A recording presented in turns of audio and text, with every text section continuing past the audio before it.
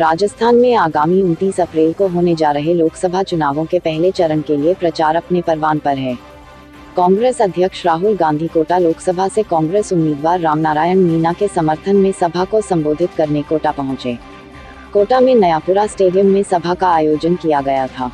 इस अवसर पर मुख्यमंत्री अशोक गहलोत, उप मुख्यमंत्री सचिन पायलट, मंत्री शांति धारीवाल, प्रताप सिंह खाचरियावास सहित कांग्रेस के कई नेता मौजूद रहे। मंच पर सभी ने राहुल गांधी का स्वागत किया और फूलों का हार पहनाया। सभा को संबोधित करते हुए राहुल गांधी ने सभा में लहराए जा रहे खिलौने नुमा हवाई जहाज को देखकर कटाक्ष किया कि यह कोटा का हवाई जहाज है या फिर अनिल अंबानी का राफेल। सभा में राहुल गांधी ने फिर से चौकीदार चोर है का नारा लगाया।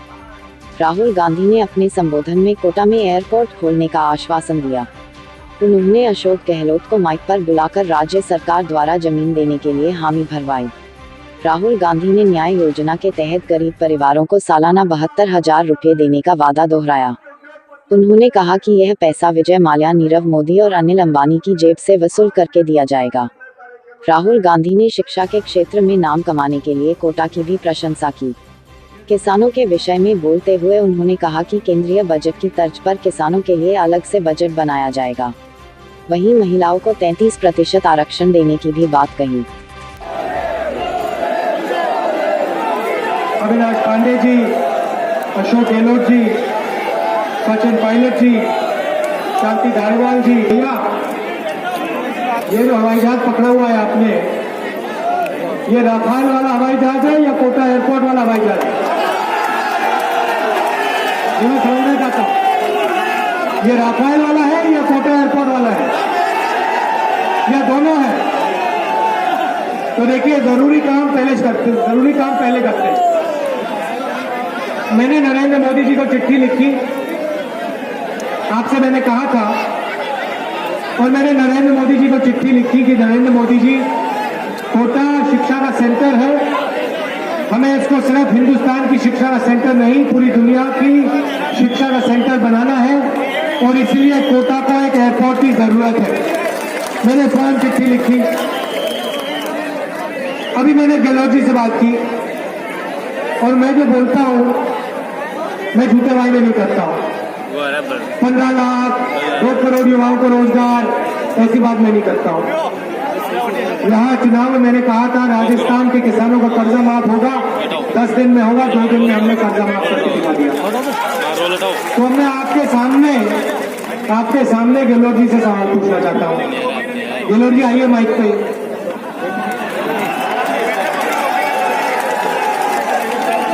गहलोत जी, राजस्थान की सरकार कोटा के एयरपोर्ट की जमीन देगी? बिल्कुल देगी। ठीक है, ये मांग भी कर दिया है और वो बिल्कुल देगी। अब मैं आपको अपना काम बताता हूँ। मेरे गहलोत जी से उनका काम बुलवा दिया, अब मैं अपना बताता हूँ। अगर राजस्थान की सरकार कोटा एयरपोर्ट के लिए जमीन देगी तो हिंदुस्तान की सरकार कोटा में एयरपोर्ट बना देगी। अब चलते भैया, हवाई जहाज दिखाओ, फिर से दिखाओ भैया, ऊपर पकड़ के दिखाओ। हाँ, ये अच्छा, ये 3 हवाई जहाज है। अब ये हवाई जहाज जो है, ये इस साइड वाला कोटा एयरपोर्ट वाला है, वो 2 राफेल वाले हैं। अब ये राफेल वाले हवाई जहाज के बारे में थोड़ा सा बताना चाहता हूं। ये हवाई जहाज इसमें पकड़े हैं भैया, कैमरा वाले जरा हवाई जहाज दिखाना हमारा, ये हवाई जहाज दिखाओ जरा। हाँ, अच्छा, ये हवाई जहाज इसमें पकड़े हैं राजस्थान के युवा, क्योंकि नरेंद्र मोदी जी ने 30,000 करोड़ रुपए चोरी करके राफेल हवाई जहाज खरीदने में 30,000 करोड़ रुपए चोरी करके उन्होंने अनिल अंबानी जी के जेब में डाले। अब एक नया नारा चला है, पहले नारा हुआ करता था अच्छे दिन आएंगे, अब नया नारा चला है, सुनिए, चौकीदार नहीं, मैं बता दिया। कोटा में थोड़ा अच्छा सुनाई देना चाहिए। चौकीदार, चौकीदार, चौकीदार। अब देखिए, चौकीदार ने सिर्फ एयरपोर्ट से चोरी नहीं की। अच्छा भैया, शांत हो जाए। अब सिर्फ एयरपोर्ट से चोरी नहीं की, चौकीदार ने अलग अलग लोगों से चोरी की। चौकीदार ने जनता को कहा मैं 15 लाख रुपए हर बैंक अकाउंट में डालूंगा। भरोसा पैदा हुआ। हमारी माताएं बहनें बैठी है, युवा बैठे हैं। आपके बैंक अकाउंट में 15 लाख रुपए आया माता जी? किसी का आया? यहां कोटा में किसी के बैंक अकाउंट में आया? तो 15 लाख रुपए का जो प्रधानमंत्री ने वायदा किया था वो भी जनता से छीन लिया। बिना प्लानिंग के, बिना सोचे समझे भाषण दे देते हैं। मैंने 5 महीने पहले प्लानिंग की और मैंने कांग्रेस पार्टी के जो इकोनॉमिस्ट हैं उनको बुलाया, थिंक टैंक वालों को बुलाया, कहा देखिए चाय पीजिए, मेरा आपसे एक सवाल है। क्या सवाल है? नरेंद्र मोदी ने 15 लाख की बात की थी, झूठ था। मैं ये समझना चाहता हूं हिंदुस्तान के गरीब लोगों के बैंक अकाउंट में अगर मैं पैसा डालना चाहूं तो बिना अर्थव्यवस्था को नष्ट किए, बिना नोटबंदी जैसा नुकसान किए, गब्बर सिंह टैक्स जैसा नुकसान किए, हम कितना पैसा गरीबों के बैंक अकाउंट में डाल सकते हैं? सीतामढ़ी में चौंक गए, हिल गए, बाकी लोग भी हैरान हो गए। ये कैसा सवाल पूछा आपने? कैसा सवाल पूछा? वो अनिल अंबानी को उसने 45,000 करोड़ रुपए दिया। नाम आप जानते हो, देखो नीरव, भैया थोड़ा जोर से बोलो। नीरव, मेहुल, ललित, विजय, अनिल, तो नाम आप जानते हो। तो मैंने चिदम्बरम जी से कहा देखिए अगर चौकीदार जी अनिल अंबानी को 45,000 करोड़ रुपए दे सकते हैं, नीरव मोदी को 35,000 करोड़ रुपए दे सकते हैं, मतलब लाखों करोड़ रुपए उन्होंने 5 साल में दिया, तो हम गरीबों को क्यों नहीं दे सकते? अरे ऐसी बात किसी ने पहले करी नहीं। पहले बात नहीं करी तो मैं क्या करूं? मैंने उनसे कहा पहली बात नहीं करी तो मैं क्या करूं? मैं आपसे एक नंबर चाहता हूं, मैं भाषण नहीं सुनना चाहता, थियरी नहीं बताना मुझे। मैं आपसे एक नंबर चाहता हूं। कौन सा नंबर चाहते हैं? मैं वो नंबर चाहता हूं जो मैं बैंक अकाउंट में सीधा डाल दूं। मोदी जी ने लाखों बैंक अकाउंट खोले हैं, उसी बैंक अकाउंट में मैं पैसा डालना चाहता हूं। उन्हीं के खोले हुए बैंक अकाउंट में 5 खरब पैसा डालना चाहता हूं। अच्छा तो बताइए, नहीं चिदम्बरम जी ने कहा बताइए, कांग्रेस के इकोनॉमिस्ट ने कहा बताइए आप कितने लोगों की बात कर रहे हो? मैंने कहा मैं 25 करोड़ लोगों की बात कर रहा हूं, 5 करोड़ परिवारों की बात कर रहा हूं। राहुल जी ऐसा तो किसी भी सरकार ने किसी भी देश में नहीं किया है। मैंने उनसे कहा देखिए करा जा सकता है, हाँ या ना बता देना, मुझे एक नंबर दे देना, 4-5 महीने हैं आप काम करिए। अगर आपको लगेगा कि नहीं करा जा सकता है तो नहीं करेंगे, मगर पहले पता तो लगाइए। गए दुनिया के सबसे बेहतर इकोनॉमिस्ट से बात की, अलग अलग लोगों से बात की, वापस आते हैं, कुछ दिन पहले आए, कागज पे नंबर लिख देते हैं 72,000। मैंने कहा ये क्या है? ऐसे नहीं चलेगा। 72,000 कितने लोगों को? 72,000 कितने समय में? 72,000 20 साल में, 15 साल में, 30 साल में या 1 महीने में? कहते राहुल जी 72,000 रुपए साल के, 3,60,000 रुपए 5 साल के, 25 करोड़ लोगों को। मैंने उनसे बोला अब करिए आपने काम की बात। 5 साल से मैं मन की बात नरेंद्र मोदी की मन की बात सुन रहा हूं, अब आपने करी काम की बात।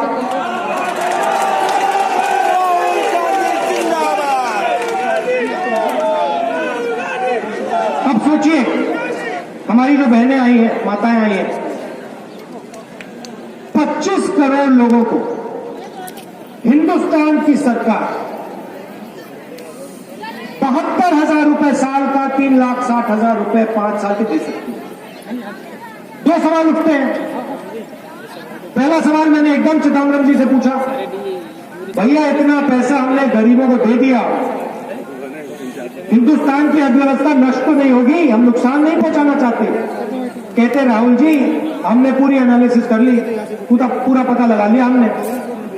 आप नुकसान की बात कर रहे हो, न्याय योजना से फायदा होगा। हम भी नहीं पहचान पाए पहले कि कितना फायदा होगा। मैंने कहा कैसे? कहते हैं नरेंद्र मोदी जी ने नोटबंदी की, गब्बर सिंह टैक्स लागू किया, देश के जेब से पैसा निकाला, इन माताओं बहनों के घर से पैसा निकाला, किसानों के घर से पैसा निकाला। जैसे ही नरेंद्र मोदी जी ने कोटा की जनता से पैसा छीना, छोटे दुकानदारों से पैसा छीना, छोटे बिजनेस वालों से पैसा छीना, वैसे ही कोटा के लोगों ने माल खरीदना बंद किया। मार्केट ठप हो गई। शर्ट, पैंट, जूता, साबुन, toothpaste, toothbrush, dark glasses, mobile phone, आप लोगों ने सब खरीदना बंद कर दिया। जैसे ही आप लोगों ने खरीदना बंद किया, हिंदुस्तान के दुकानदारों ने बेचना बंद किया। जैसे हिंदुस्तान के दुकानदारों ने बेचना बंद किया, हिंदुस्तान की फैक्ट्रियां बंद हो गई। जैसे हिंदुस्तान की फैक्ट्रियां बंद हो गई, बेरोजगारी शुरू हो गई। तो मुझे कहते हैं राहुल जी, न्याय योजना सिर्फ गरीबों की मदद नहीं करेगा। राहुल जी, न्याय योजना दुकानदारों की मदद करेगा। न्याय योजना छोटा बिजनेस चलाने वालों की मदद करेगा, कोटा के एंटरप्रेन्योर्स की मदद करेगा। जैसे ही हमने न्याय योजना का पैसा जनता की जेब में डाला, वैसे ही जनता माल खरीदना शुरू करेगी। जैसे ही जनता माल खरीदना शुरू करेगी, हिंदुस्तान की दुकानें चालू हो जाएंगी। जैसे हिंदुस्तान की दुकानें चालू हो जाएंगी, वैसे हिंदुस्तान की फैक्ट्रियां चालू हो जाएंगी। जैसे हिंदुस्तान की फैक्ट्रियां चालू होंगी, धड़ाक से रोजगार मिलना शुरू हो जाएगा। उन्होंने कहा मैं आपको गारंटी देता हूं, वही गारंटी मैं आपको दे रहा हूं। अब यहां पे बहुत सारे पुरुष हैं, मुझे खुशी हो रही है कि महिलाएं भी आई हुई हैं। और मैं साफ बोलना चाहता हूं, मैं मतलब बाद में मुझसे यहां पे पुरुष बैठे, मुझसे गुस्सा ना होना, मैं पहले ही बता रहा हूं। फिर बाद में मेरे पास मत आना ये आपने क्या कर दिया। मैं पहले बता रहा हूं, 5 करोड़ बैंक अकाउंट है, पैसा महिलाओं के नाम में जाएगा। अब आपने जो करना है उनसे बात कर लेना, पैसा उनसे ले लेना। मेरे पीछे मत पड़ना बाद में कि आपने क्या कर दिया, आपने महिलाओं को पैसा दे दिया। ये आपके बीच में, उनके बीच में है। मैं बैंक अकाउंट तक पैसा पहुंचा दूंगा। अब देखिए, अब मैं थोड़ा सा कोटा के बारे में थोड़ा सा कहना चाहता हूं। सबसे पहले मैंने शुरुआत की कि देखिए, और मैं आपको सच बताऊं, जब मैं यहां बैठा था, मैं सोच रहा था, सचिन ने मुझे बताया कि कोटा में नया एयरपोर्ट बनाना थोड़ा मुश्किल है। मैंने सचिन से पूछा क्यों? कहता है कि कोटा का जो एयरपोर्ट है वो शहर के बीच में है, वहां जगह नहीं है, उसको मतलब बड़ा करना मुश्किल है। और अगर हमें नया एयरपोर्ट बनाना है तो इतना आसान नहीं होगा। आपने बोला मुझे, कहा गया, चला गया, वापस बोला उसको। तो सचिन ने मुझे बोला कि इतना आसान काम नहीं होगा। तो मैंने पहले सोचा कि नहीं, आसान हो या मुश्किल, कोटा को हमें दुनिया से कनेक्ट करना ही पड़ेगा। ये ऑप्शन नहीं है, ये चॉइस नहीं है, इसको करना ही पड़ेगा। और मैं आपको बताता हूं क्यों। क्योंकि मैं बोल रहा था जनता से कि जब मैंने आपसे पूछा एयरपोर्ट के बारे में, तो आपने मुझे बताया कि एयरपोर्ट शहर के बीच में है और उस एयरपोर्ट को बड़ा करना इतना आसान नहीं। तो मैं जनता को बता रहा था कि हमारी जो बात हुई, तो मैंने सोचा कि ये इतना आसान काम नहीं है, मगर हमें ये करना ही चाहिए। क्यों करना चाहिए? क्योंकि कोटा शिक्षा का सेंटर बन गया है। पूरा देश जानता है, पूरे देश के युवा जानते हैं कि कोटा ने कमाल कर दिया है। और अब इस सेंटर को बाकी दुनिया से, देश से जोड़ना है। तो गहलोत जी जमीन देंगे, दिल्ली की सरकार अगर मुश्किल भी होगा हम कर देंगे। खैर, कोटा क्या है? कोटा जो एंटरप्रेन्योरियल स्पिरिट होता है, जो जो नई अलग तरीके की सोच होती है, जो नए काम करने का तरीका होता है, वो कोटा का डीएनए है। और आपका, मैं दुख से कहता हूं, आपका नुकसान नोटबंदी और गब्बर सिंह टैक्स से आपका जबरदस्त नुकसान हुआ है। शायद इतना ज्यादा नुकसान हुआ है कि आप भी उसको पहचान नहीं पा रहे। चोट लगी, आपको दर्द हुआ, मगर चोट से दर्द से ज्यादा हुआ। पूरा का पूरा पैसा छोटे दुकानदारों से,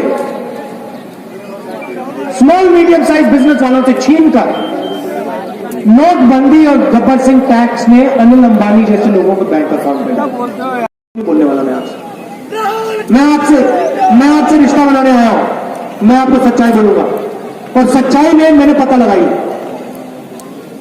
मैंने पूछा, भैया एक बात बताओ, उसी टीम से मैंने पूछा, एक बात मुझे बताओ, नरेंद्र मोदी रोजगार की बात करते हैं, आज हिंदुस्तान में कितने सरकारी नौकरियां खाली पड़ी?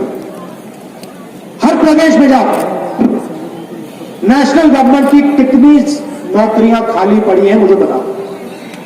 पूरा उन्होंने चेक किया, पता लगा 22 लाख सरकारी नौकरियां खाली पड़ी। मैं आपको स्टेज से गारंटी देता हूं, 1 साल के अंदर 22 साल नौकरियां आपकी। मगर मैं भैया आपको 23 लाख नहीं बोलूंगा, 25 लाख नहीं बोलूंगा, 70 लाख नहीं बोलूंगा, क्योंकि वो झूठ होगा। मैं आपको यह भी बता सकता हूं कि पंचायतों में